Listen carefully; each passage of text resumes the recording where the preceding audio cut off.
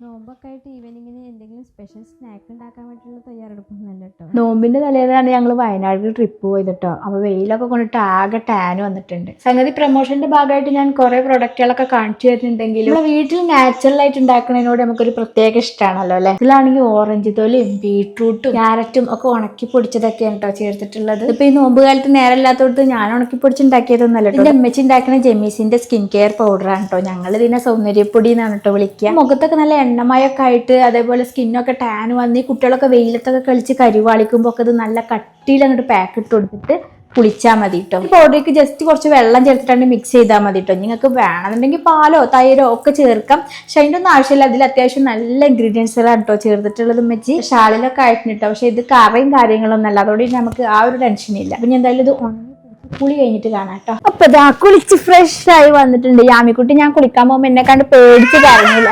അങ്ങനെ face pack ഒക്കെ ഇട്ട ദിവസം നമുക്ക് ഭയങ്കര സന്തോഷമാകാറില്ലേ.